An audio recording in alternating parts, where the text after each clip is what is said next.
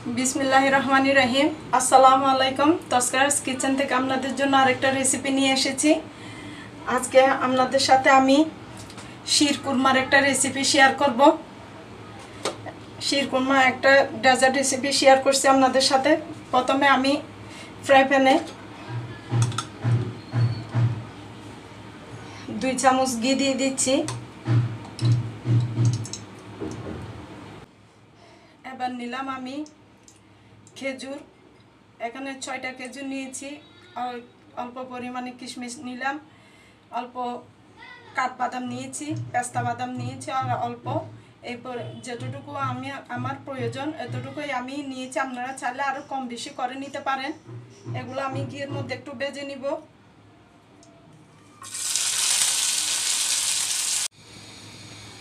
এবার একই ফ্রাই প্যানের মধ্যে আমি আরেক চামচ ঘি দিয়ে দিচ্ছি।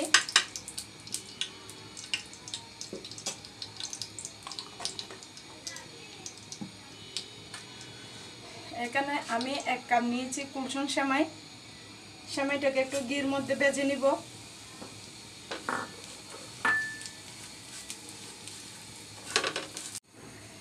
এই তো আমি এবার ক্ষীরটা রেডি করে নিব।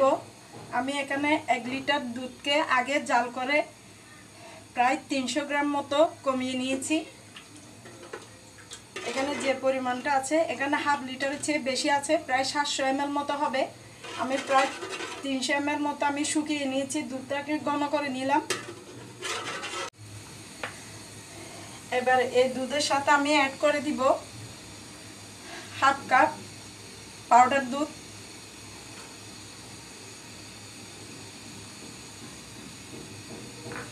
আপনারা চাইলে এটা কনডেন্স মিল্ক দিয়েও করতে পারেন। একটু মিষ্টি ব্যালেন্সের জন্য 1 চিমটি পরিমাণ লবণ দিয়ে দিচ্ছি। চিনি দিয়ে দিচ্ছি হাফ কাপ।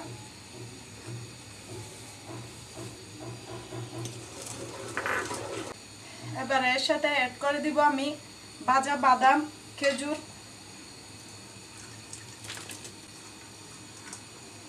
অল্প করে আমি একটু ডেকোরেশনের জন্য রেখে দিচ্ছি।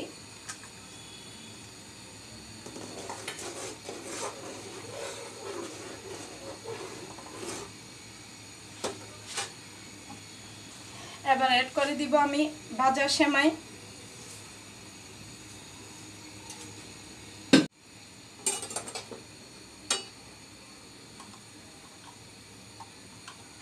দিয়ে দিচ্ছি 1 চামচ ঘি। এরপর যে আমি 3টা এলাচ দিচ্ছি।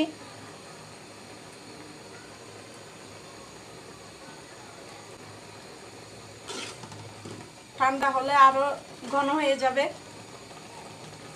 এবার আমি নামিয়ে নিব। এই তো হয়ে গেল আমার শিরকুরমা। দেখতে এরকমই হয়েছে। মাশাআল্লাহ, আলহামদুলিল্লাহ, খুব সুন্দর হয়েছে। আপনারা একবার আমার মতো করে ট্রাই করে দেখবেন। খুব মজার একটা ডেজার্ট রেসিপি।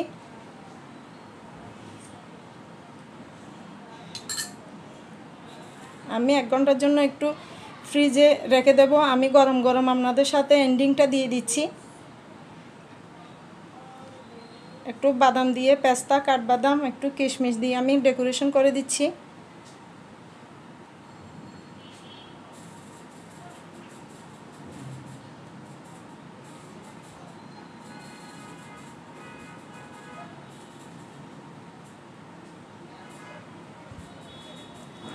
মাশাআল্লাহ, খুব মজা হয়েছে। আমি একটু খেয়ে দেখেছি। আমার এই শিরকুরমার রেসিপিটা আপনাদের ভালো লেগে থাকলে আমার রেসিপিটাকে একটা লাইক দিবেন, কমেন্ট ও শেয়ার করে দেবেন যেন সবার কাছে পৌঁছে যায়। আপনাদের সবার সহযোগিতা কামনা করছি। আজ এই পর্যন্তই। আল্লাহ হাফেজ। আসসালামু আলাইকুম।